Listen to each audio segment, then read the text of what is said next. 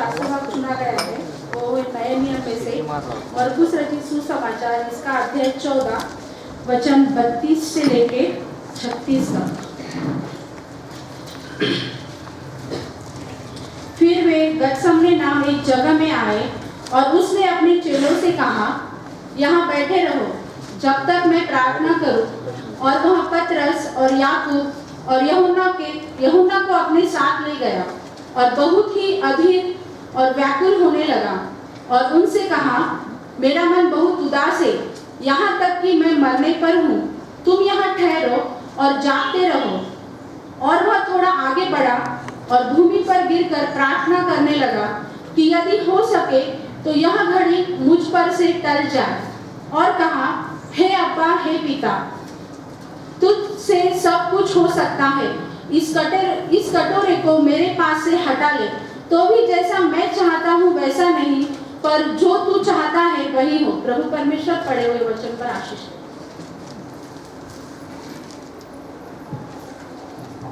आज के जो वक्ता है बहन हंसिका, मैं उनसे विनती करता हूँ कि आज के वचन की ओर हमें लेके चले।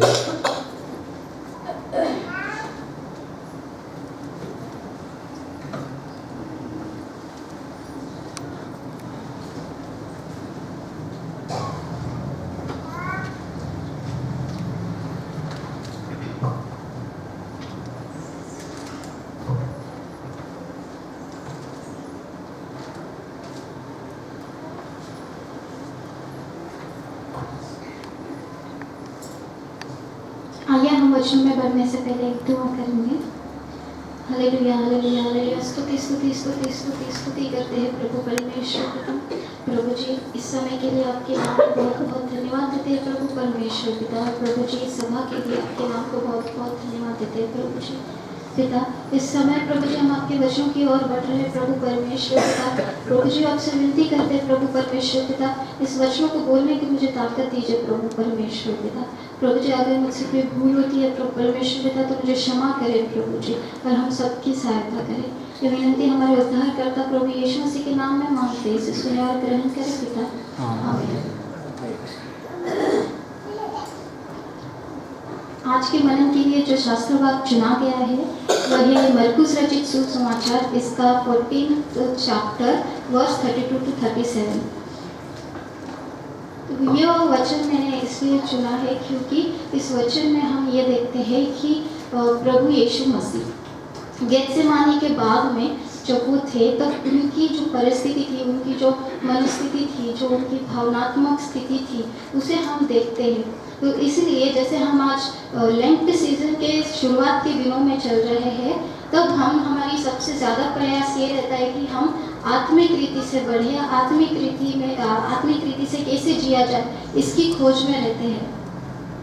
तो इसी वजह से हमें जब आत्मिक जीवन जीना होता है, जैसे हम जैविक जीवन जीते हैं, तब हमें सिखाया जाता है कि तुम्हें किस तरीके से जीना है, तुम्हें अपनी पढ़ाई पूरी करनी है, तुम्हें एक अच्छा जॉब ढूंढना है, फैमिली सेटल करना है, ये हमें सिखाया जाता है। वैसे ही आत्मिक जीवन जीने के लिए भी हमें कुछ बातें सिखाई जाती है जो हमें इन वचनों के द्वारा प्राप्त होती है। उन्हीं बातों को समझने के लिए और आज कुछ ऐसे टीचिंग्स को हम सीखने के लिए मैंने ये वर्स को चुना है। लेकिन जो आज का टॉपिक है सफरिंग, इसे जानने के लिए कष्ट ये होता है, ये मसीह जीवन का विश्वासी लोगों के जीवन में ये अनिवार्य होता है, ये इम्पोर्टेंट होता है। ये पीरियड सभी विश्वासी लोगों के जीवन में एक बार आता है। तो इस वक्त में हम उसे किस तरीके से उस राह पर चल सकते हैं, उसे हम यीशु मसीह के जीवन के द्वारा देखेंगे। जब यीशु मसीह गेत्सेमानी के बाग में थे, तब उस समय के थोड़े पहले से उनके जीवन में ये कष्ट का समय आया था। उनके जीवन में ये जो कष्ट का समय आया था, ये उनके जीवन का सबसे इम्पोर्टेंट एस्पेक्ट था। सबसे जो उनकी परमेश्वर के द्वारा उनके जीवन में जो योजना थी, वो योजना इस वक्त के द्वारा पूरी हुई थी। लेकिन हमें ये जानना बहुत ज़रूरी हो जाता है कि यीशु मसीह के जीवन में सफरिंग क्यों आया, क्यों उनके जीवन में सफरिंग के द्वारा ही हम उद्धार पाते हैं, ये हमें देखना बहुत ज़रूरी हो जाता है। तो ये इसका जवाब हमें मिलता है उत्पत्ति की किताब में। जब हम उत्पत्ति की किताब में पढ़ते हैं तो पहले अध्याय से जब हम शुरू करते हैं तब हमें ये पता चलता है कि जब परमेश्वर ने सृष्टि की निर्मित की, जब परमेश्वर ने सृष्टि को बनाया, मनुष्य जाति को बनाया, तब उन्होंने इस एदेन बाग को और मनुष्य को एक इस रीति से बनाया कि वहाँ पे कोई तकलीफ नहीं थी, वहाँ पे कोई कष्ट नहीं था, वहाँ पे मौत नहीं थी। मनुष्य जाति को ये आशीष मिला था कि वह परमेश्वर के समीप बिना कष्ट किए, बिना परिश्रम किए अपने कामों का फल पाए। लेकिन एदेन वाटिका में जब आदम और हवा ने दूसरा रास्ता अपनाया, उन्होंने जब परमेश्वर के आज्ञा का उल्लंघन किया और उन्होंने जब वह फल खाया तब उन्होंने परमेश्वर के विरुद्ध उन्हें डिसऑनर किया था, तब पाप आया था। परमेश्वर ने जब एदेन वाटिका बनाई, जब सृष्टि बनाई थी और जब सभी आदम और हवा को बनाया था, तब उन्होंने जो लाइफ बनाया था वो विदाउट स्ट्रगल था और एक प्रिविलेज्ड लाइफ था। वो लाइफ को एकदम उन्होंने परफेक्टली डिज़ाइन किया था। लेकिन उस लाइफ को जब उन्होंने डिज़ाइन किया था तब उन्होंने एक बाउंड्री सेट की थी, उन्होंने एक कंडीशन सेट की थी कि तुम मेरी आज्ञा को मानना और इस फल को न खाना। लेकिन जब आदम और हवा ने इस फल को खाया, उनकी आज्ञा का उल्लंघन किया, तब मनुष्य जाति के द्वारा इस दुनिया में क्लेश आया, तकलीफ आई, मृत्यु आई। इसी वजह से हम सब मनुष्य के जीवन में क्लेश आता है, कष्ट का समय आता है और स्ट्रगलिंग का भी समय आता है। लेकिन परमेश्वर ने इस जगत से ऐसा प्रेम किया कि उन्होंने अपना इकलौता पुत्र दिया ताकि जो कोई उस पर विश्वास करे वो ना मरे ना परंतु अनंत जीवन पाए। परमेश्वर ने हमारे कष्टों के लिए, हमारे पापों के लिए एक प्रोपाइटेशन भेजा, उन्होंने जैसे पाप जब हम करते हैं तब हमने जो पाप किया था वो हमने सृष्टि के रचयिता, हमारे रचयिता के विरुद्ध किया था। और जब पाप होता है तो उसकी सज़ा होती ही है, क्योंकि हमारा परमेश्वर न्यायी परमेश्वर है। इसी वजह से हमारे पापों की सज़ा होनी ही थी। तब परमेश्वर ने यह योजना बनाई कि उन्होंने अपने पुत्रों को भेजा ताकि वह हमारे पापों को अपने ऊपर ले, हमारे पापों को अपने पुत्र के ऊपर डाल दे और उनकी मृत्यु के द्वारा हम उद्धार पाए। इसी वजह से हम फिर से परमेश्वर के समीप आते हैं, परमेश्वर के निकट आते हैं। अब जब यीशु मसीह के द्वारा हमने उद्धार पाया है, तब यीशु मसीह को उस कष्ट के समय से जाना पड़ा, उस वक्त से जाना पड़ा जो उस वक्त से जाना पड़ा जब उन पे परमेश्वर का कोप था, जब उनके जीवन में एक ऐसा समय था कि उन्हें वो कष्ट का प्याला पीना पड़ा था जो परमेश्वर की ओर से मनुष्य जाति के लिए नियुक्त किया गया था। तो उनके इस जीवन के लिए जो समय था जब उन्होंने कष्ट किया था, उस समय को हम देखेंगे और वो समय चालू था, और वो समय उस रात से चालू होता है जब उन्हें क्रूस पर चढ़ाया गया था। उस रात को उन्होंने जब अपने चेलों के साथ प्रभु भोज लिया था, जो हम पाते हैं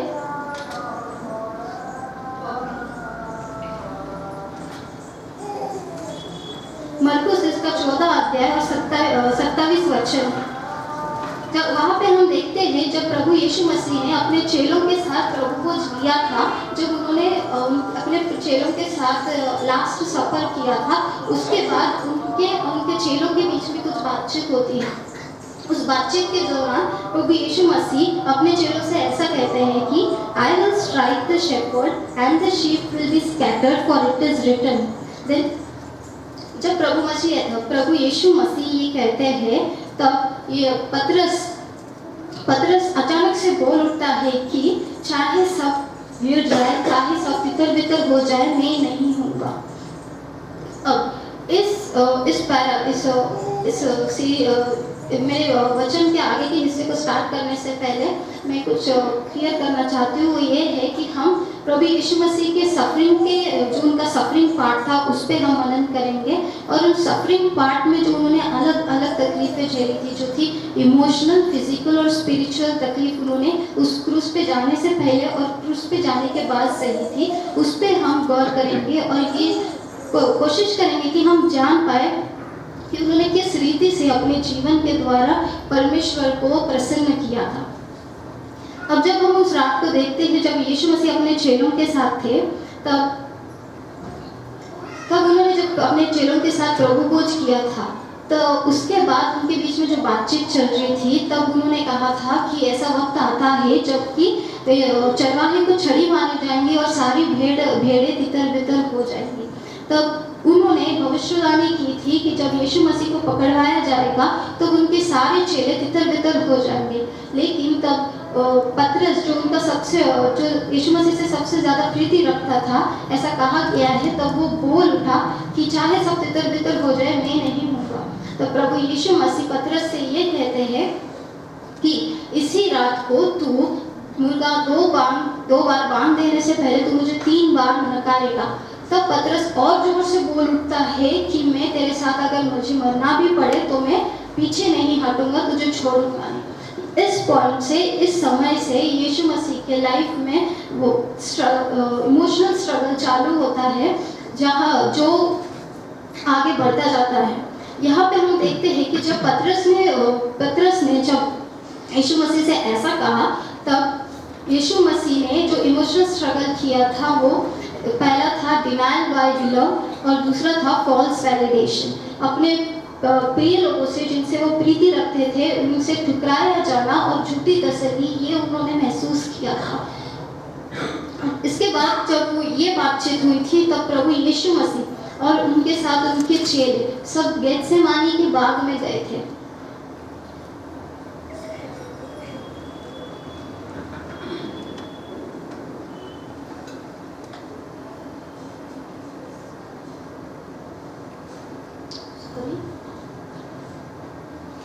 इसके बाद यीशु मसीह और उनके चेले गेत्सेमानी के बाग में गए थे।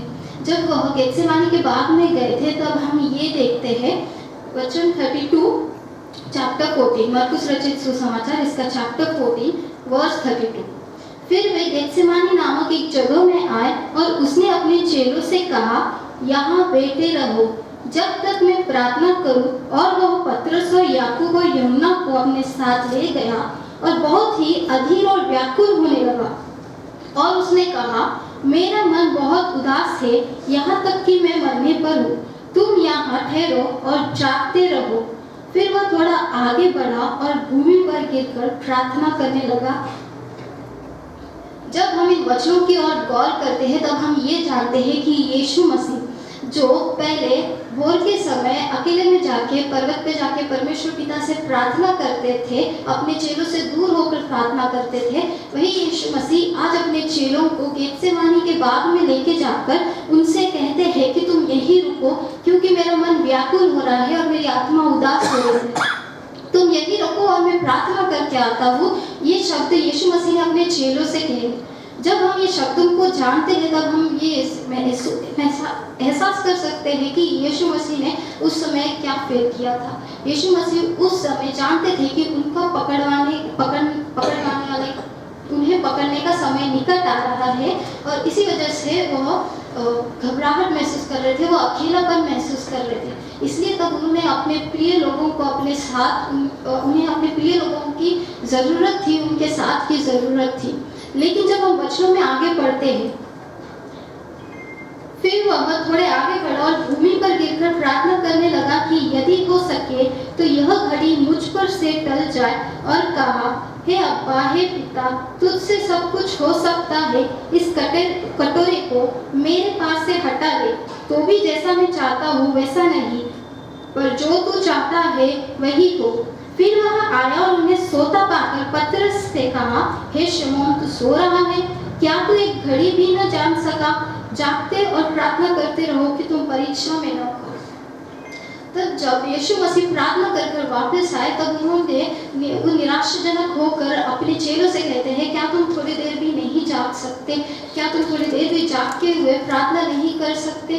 तब उन्होंने जब निराशापूर्वक ये कहा और जब उनकी स्थिति को हम देखते हैं तो पहले उन्होंने फेस किया था डिनायल बाय बिलव्ड, अपने प्रिय लोगों से ठुकराया जाना, झूठी तसल्ली, फिर घबराहट, फिर अकेलापन, और फिर उसके बाद जब वो गेत्सेमानी के बाग को गए थे तब उन्होंने अपने आप को नफरत को सबमिट कर दिया था, उन्होंने अपने आप को नफरत के हाथों में कर दिया था। जब यीशु मसीह इस मनस्थिति में थे, उनकी भावनात्मक स्थिति ये थी, तब उन्होंने जो प्रार्थना की उस प्रार्थना पे गौर करने की बात ये है कि इस कटोरे को मेरे पास से हटा ले तो भी जैसा मैं चाहता हूँ वैसा नहीं, पर जो तू चाहता है वही हो। उन्होंने ये प्रार्थना की थी कि ये तकलीफ जो मुझ पे है, ये जो कष्ट जो मुझ पे है, इसे आप चाहते हैं तो आप हटा ले सकते हैं, लेकिन जैसा मैं चाहता हूँ वैसा नहीं हो, जैसा आप चाहते हैं वैसा हो। उन्होंने इस स्थिति में, इस इमोशनल स्ट्रगल के वक्त उन्होंने परमेश्वर की आज्ञा को पूरा करना चाहा। उन्होंने परमेश्वर को ओबे किया, उनके शब्द को पूरा, उनकी योजना को पूरा करना चाहा। यही हाईलाइट बनता है स्ट्रगलिंग पार्ट का। जब भी हम स्ट्रगल करते हैं तब हमें क्या करना चाहिए? वी हैव टू ओबे, हमें परमेश्वर की जो आज्ञा है उस पर चलना चाहिए। तब हम फिर आगे जब बढ़ते हैं तब हम देखते हैं कि जब उन्होंने प्रार्थना कर ली और दो बार उन्होंने प्रार्थना कर ली और जब वो वापस आए तब उन्होंने फिर 2 बार शमौन पतरस और उनके साथी चेलों को सोता हुआ पाया, तब भी वो निराशाजनक थे। लेकिन जब उन्होंने आखिरी बार प्रार्थना की और जब वो वापस आए तब उन्होंने उन चेलों से कहा कि अब सो जाओ, क्योंकि अब मेरा पकड़वाने वाला निकट आ पहुंचा है। इस समय में उन्होंने जो उनका एक फेस था इमोशनल स्ट्रगल का, उन्होंने कंप्लीट किया था। एंजाइटी को उन्होंने, घबराहट को उन्होंने, अकेलेपन को उन्होंने पार किया था कि अब वो निश्चिंत हो गए कि अब वो समय आ गया है जब मुझे पकड़वाया जाएगा। अब इस समय में आगे बढ़ते हुए जब यीशु मसीह ये बातें अपने चेलों से कह ही रहे थे, तब ही यहूदा इस्करियोती प्रधान याजकों, फरीसियों और कुलीनियों के साथ एक भीड़ को लेके आया और उसने यह चिन्ह ठहराया कि जब मैं यीशु मसीह को छूऊं तब तुम जान लेना कि वही यीशु मसीह है और उसे पकड़ लेना। अब आता है यीशु मसीह के इमोशनल स्ट्रगल का 5th स्टेज जो है डिसीविंग, धोखा देना। उनके अपने ही चेले ने उन्हें धोखा दिया था और जब उनका ये इमोशनल स्ट्रगल चल रहा था तब उनको जब पकड़वाया गया था तो उनके चेले ने, पतरस ने अपनी तलवार निकाली और उनके महायाजक के दास का जो कान उन्होंने काट दिया था। तब यीशु मसीह ने जो कहा था, उन्होंने शमौन पतरस से ये कहा था कि तू क्यों ऐसा करता है, अपनी तलवार को तू मयान में डाल ताकि जो लिखा है वो पूरा हो। क्या तू नहीं चाहता कि मेरा कटोरा जो परमेश्वर ने मेरे लिए ठहराया है उसे मैं पूरा करूं? तब भी जब भी वो इमोशनल स्ट्रगल कर रहे थे, जब उनकी भावनात्मक स्थिति को में कमज़ोर थे, तब भी उन्होंने अपने मित्रों से, अपने प्रियजनों से यही कहा कि जो परमेश्वर की योजना है उसे पूरा होने दो। उन्होंने अपने लाइफ के हर एक आगे बढ़ते हुए पड़ाव पे उन्होंने बस यही फोकस किया था कि वो परमेश्वर की आज्ञा को, योजना को पूरी रीति से पूरा कर सके। और जब यीशु मसीह को पकड़वाया गया था, हम आगे बढ़ते हैं और जैसे जैसे हम आगे बढ़ते जा रहे हैं वैसे वैसे हम देखते हैं कि यीशु मसीह के जीवन में जो उन्होंने समय में जो उनका जो भावनात्मक स्ट्रगल था, जो इमोशनल स्ट्रगल था, उसमें वो गहराई में जा रहे थे। उनका जो सफरिंग था, जो कष्ट उन्हें हो रहा था, वो बढ़ते ही जा रहा था। जब यीशु मसीह को पकड़वाया गया तो महायाजक के पास उनको लेके गए थे और वहाँ पे सभी यहूदी और सभी लोग वहाँ पे इकट्ठा हुए थे ताकि वह यीशु मसीह के विरुद्ध झूठी गवाही दे, उनके विरुद्ध झूठी साक्षी देकर उन्हें पकड़वाने का कोई यत्न करे, कोई योजना करे। तो उस समय यीशु मसीह क्या महसूस कर रहे थे, ये हमें फिर से देखने की ज़रूरत है। पहले उन्हें तो धोखा मिला था, फिर उसके बाद उनको पतरस से अपने जो उनसे प्रेम रखते थे उनसे रिजेक्शन फेस किया था, फिर लोनलीनेस था, फिर एंजाइटी थी, फिर हेट्रेड था, सबमिशन टू हेट्रेड यहाँ पे फेस करते हैं। अपने आप को नफरत के हाथों में जब वो सौंप देते हैं, उस नफरत को वो यहाँ पे फेस करते हैं।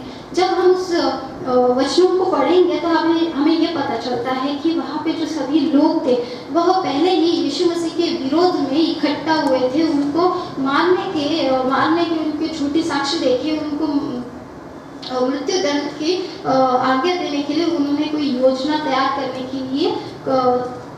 के लिए वो वहाँ पे इकट्ठा हुए थे।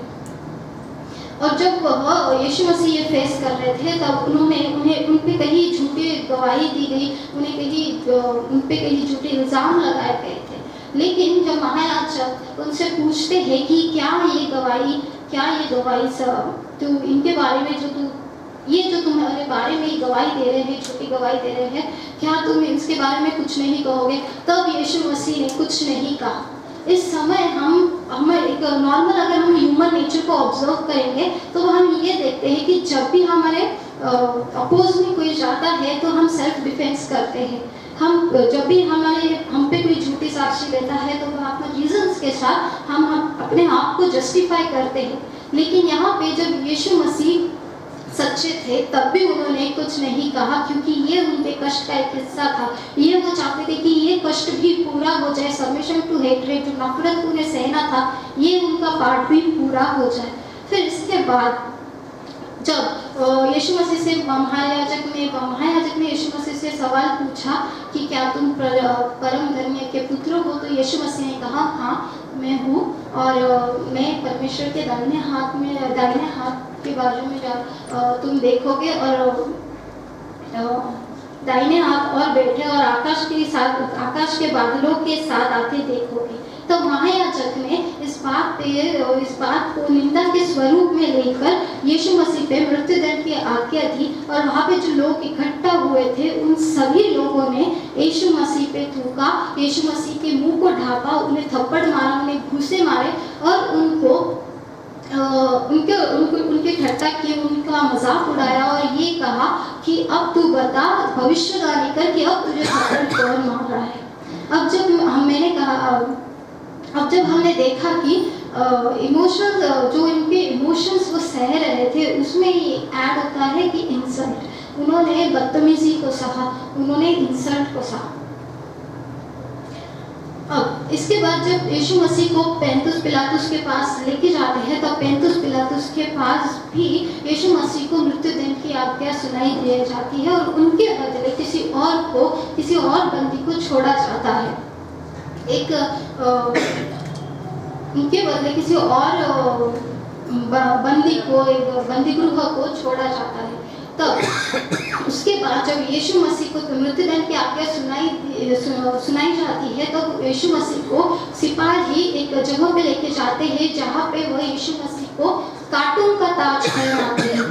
उस कार्टून के ताज उनको पहनाने के बाद वो सरकंडे से यीशु मसीह के सिर पे मारते हैं। सरकंडे से सिर पे मारने से ये होता है कि वो कांटों का ताज जो है वो और हमारे सिर के अंदर गहराई में जाता है और खून ज़्यादा बहता है। ये यहूदी लोगों की ये सज़ा देने की एक रीति थी जिसके द्वारा उन्हें जो विक्टिम होता है उसका सबसे ज़्यादा ब्लड लॉस करना होता है और उस ब्लड लॉस के द्वारा उस विक्टिम की मृत्यु हो जाए, ऐसी उनकी सज़ा थी।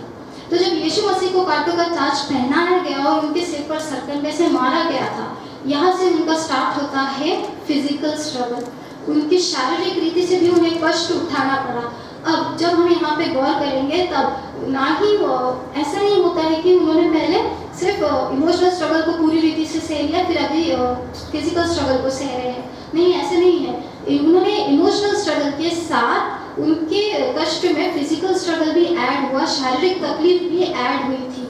जब वो भावनात्मक रीति से कष्ट सह रहे थे उसी दौरान उनके कष्ट में शारीरिक तकलीफ भी ऐड हुई थी। और अब जब हम आगे देखते हैं तब उन्हें यीशु मसीह को कांटों का ताज पहनाने के बाद बैंगनी रंग के कपड़े पहनाकर उनका फिर से मजाक उड़ाया गया, जहाँ यहाँ पे फिर से उनका इंसल्ट हुआ, फिर से भावनात्मक रीति से उन्हें तकलीफ हुई थी। बैंगनी रंग के कपड़े में पहनाकर उन्हें ये कहा गया था कि ये देखो ये है हमारे यहूदियों का राजा। ऐसा कह के उनका मजाक उड़ाया गया था। इसके बाद यीशु मसीह को कोड़े मारे गए थे। यीशु मसीह को जो कोड़े मारे गए थे वो ऐसा हथियार होता है जिसके ऊपर नुकीले कांटे होते हैं और जानवर की हड्डियां लगी हुई होती है, जिससे कि जब उस विक्टिम को कोड़े मारे जाते हैं तो वो कांटे और वो जो हड्डियां होती है वो इतनी गहराई में जाती है, हमारे मांस के, हमारी चर्बी की गहराई में जाके हमारी चर्बी को पूरा कपड़े के समान फाड़ देती है। ऐसे यीशु मसीह को कोड़े मारे गए थे और जब उनकी पीठ की पूरी उनका पूरा पीठ का मांस छिल गया था तब उन्हें क्रूस को उठाना पड़ा। जब उन्हें क्रूस को उठाना पड़ा और वो जो आगे रास्ते में जा रहे थे तब उनकी शारीरिक रीति से कष्ट के सहने की ताकत पूरी खत्म हो गई थी और इसी दौरान उन्होंने एक यात्री को पकड़ा। यात्री जो उस घड़ी और उस स्थान से उस वक्त जा रहा था उसे पकड़कर उन्होंने यीशु मसीह के उस क्रूस को उठाकर गैलगोत उस जगह पे लेके जाने को कहा जहाँ पे उन्हें क्रूस पर चढ़ाया जाने वाला था। यहाँ पे यीशु मसीह ने इमोशनल स्ट्रगल के साथ, फिजिकल स्ट्रगल के साथ, अभी हम आगे देखते हैं कि जब उन्हें क्रूस उस स्थान पे वो पहुंचे, गैलगोत स्थान पे पहुंचे, तब उनके कपड़े निकाले गए और उन कपड़ों को लोगों में चिट्ठी डालकर बांट दिया गया था। फिर से वह इमोशनल स्ट्रगल में इंसल्ट सह रहे हैं और फिजिकल स्ट्रगल में उनके सिर में वो कांटों का ताज है और उनके पीठ पे कोड़े हैं। अब जब उन्हें क्रूस पर चढ़ाया जा रहा था तब उन्हें इस रीति से चढ़ाया जाता था, जो भी विक्टिम होते थे उन्हें क्रूस पर जब चढ़ाते थे तब उनकी एक रीति थी। उस रीति में ऐसा होता था कि जो कीले ठोकते थे वह हमारे हाथ पे नहीं ठोकते थे, वरन हमारे यहाँ पे दो हड्डियाँ होती है उनके बीच में ठोकते थे। इस वजह से कि जब हम यहाँ पे कीले ठोकते हैं तब वजन की वजह से जब हमें क्रूस पर खड़ा करते हैं, विक्टिम को क्रूस पर खड़ा करते हैं तब वो वजन की वजह से फट जाएगा और विक्टिम गिर जाएगा क्रूस पर से। ये न होने के कारण, ये इसे टालने के कारण वो यहाँ पे कीले ठोकते थे ताकि इन दो हड्डियों के बीच में वो कीला अटके रहे और वो जो विक्टिम है उस क्रूस पर टांगा रहे। और उसी रीति से जब पैर पे वो कीले ठोकते थे वो पैर को क्रूस को ऐसे चिपका कर सीधा कर एक के ऊपर एक रखकर फिर एक कीला ठोकते थे।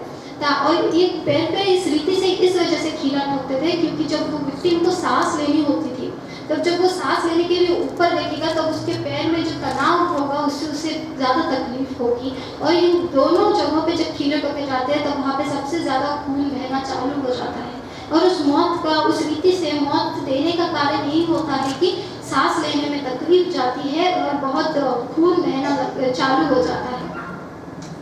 अब जब यीशु मसीह ये तकलीफ को सह रहे थे तब हम ये देखते हैं कि उन्होंने और एक बार प्रेम किया, मतलब उन्होंने उस सफरिंग में उन्होंने क्या किया तो प्रेम किया। पहले उन्होंने सफरिंग में ओबीडिएंट बने, वो उन्होंने परमेश्वर की आज्ञा का पालन किया। अब दूसरी बात जो सफरिंग में वो करते हैं वो है प्रेम। जब उन्हें क्रूस पे चढ़ाया गया था और वो जब तकलीफ सह रहे थे तब उनके बाजू में दो अपराधी और थे।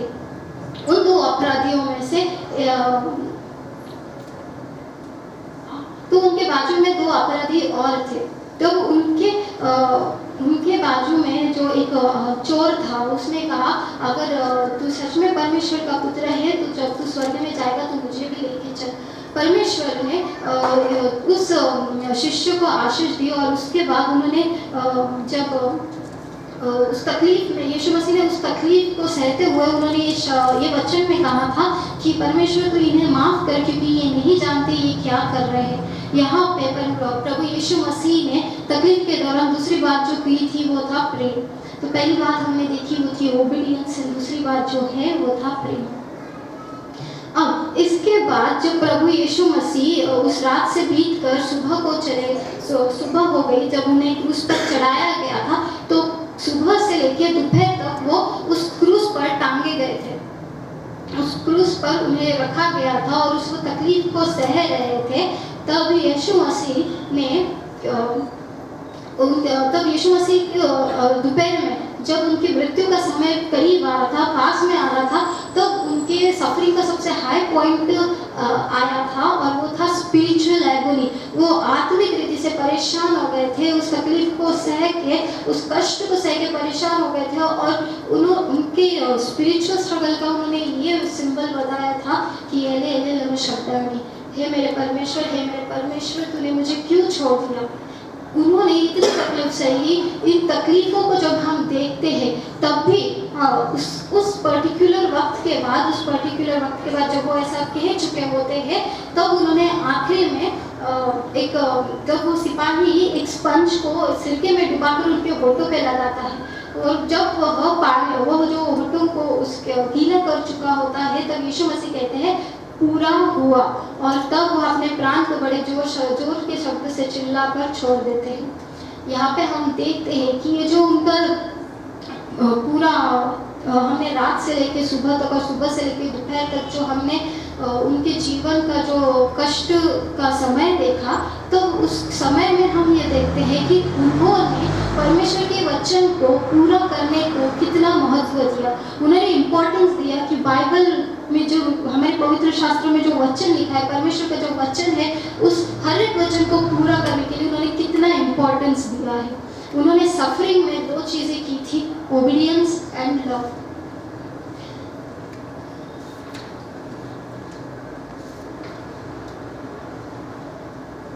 अब जब हम फिर से कनेक्ट करते हैं उत्पत्ति की किताब को, तब हम फिर से रिकॉल करेंगे कि तब वहाँ पे क्या हुआ था। सबसे पहले जेनेसिस में जब परमेश्वर ने सृष्टि की निर्मित की थी, तब परमेश्वर ने पूरी इस तरीके से बनाया था कि without suffering perfect life with Lord, एक परफेक्ट लाइफ परमेश्वर के साथ हम वहाँ पे बिताते थे, हम परमेश्वर के साथ समीप वहाँ पे रहते थे। लेकिन जब हमने पाप किया, तब हमारे जीवन में कष्ट आया। हमने वहाँ पे परफेक्ट लाइफ के साथ डिसोबीडियंस को जोड़ा, और यीशु मसीह ने सफरिंग के साथ ओबीडियंस को जोड़ा। जब हम इस बातों पे गौर करते हैं, तब हम ये पाते कि जो हमें मनुष्य जाति को पाप मिला, कर्स मिला था, श्राप मिला था, मृत्यु दंड का, सफरिंग का और कष्ट उठाने का, उस कर्स को यीशु मसीह ने तोड़ा है ओबीडियंस के द्वारा। जो वहाँ पे हमने डिसोबीडियंस के थ्रू कमाया था, परमेश्वर की आज्ञा का उल्लंघन करके जो पाप श्राप हमने कमाया था, उसी श्राप को प्रभु यीशु मसीह ने एक सफरिंग के लाइफ के थ्रू और ओबीडियंस और प्यार के थ्रू उन्होंने उस श्राप को तोड़ दिया था। अब जब हम यीशु मसीह की लाइफ को देखते हैं, तो उन्होंने वचन को पढ़ाया था, तो उन्होंने एक वचन कहा था जो लिखा है यूहन्ना रचित सुसमाचार इसका 14 अध्याय 15 वचन। हमारे लिए भी पढ़े यूहन्ना रचित सुसमाचार इसका 14 अध्याय 15 वचन।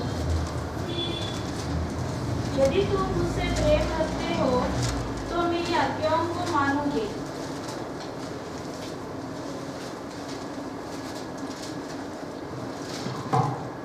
यदि तुम मुझसे प्रेम रखते हो तो मेरी आज्ञाओं को मानोगे।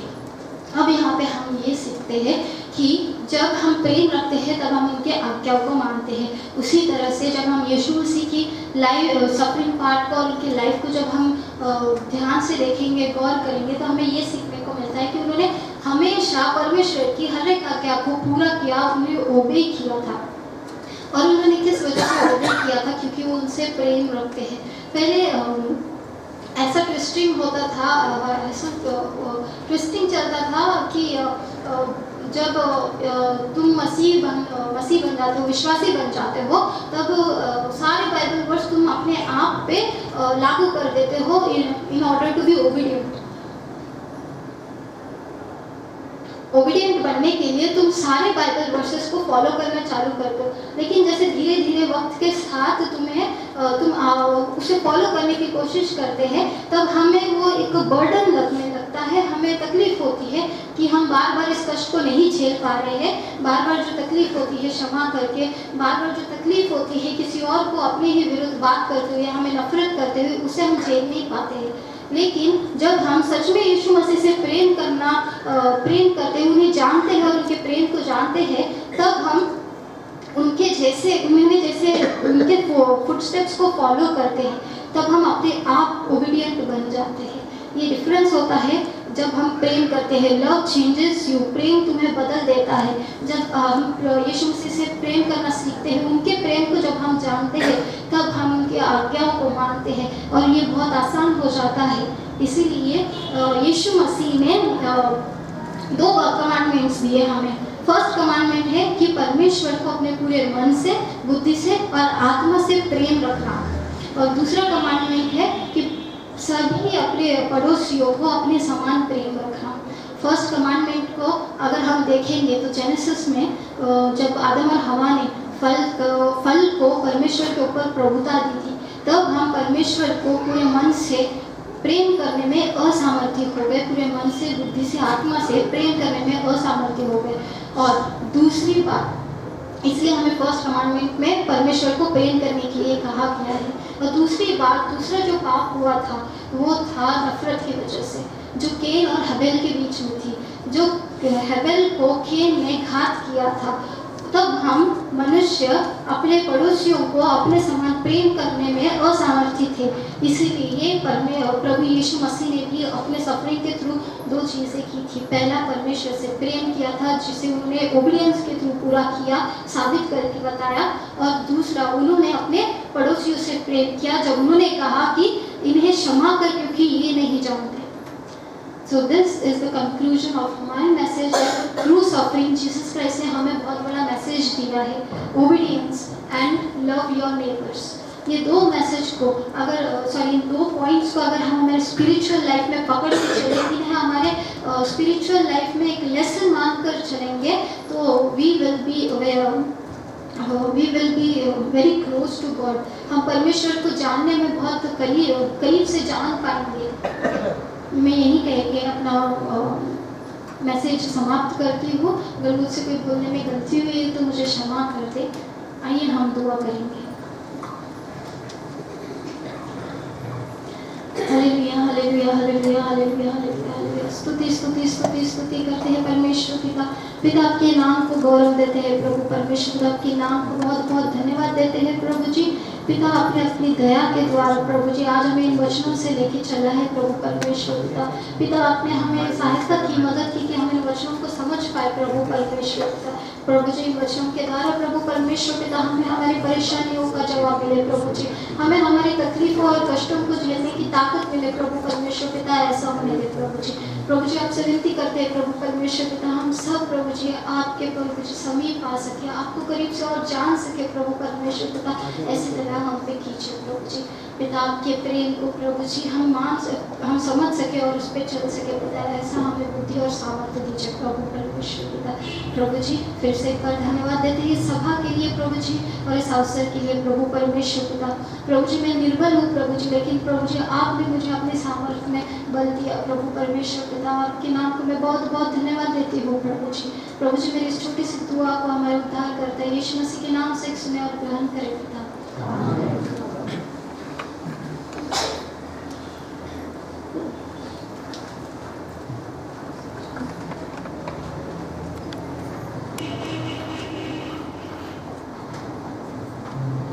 मैं शुक्रिया करता हूँ बहन हंसिका का हमें इतना अच्छा वचन सुनाने के लिए।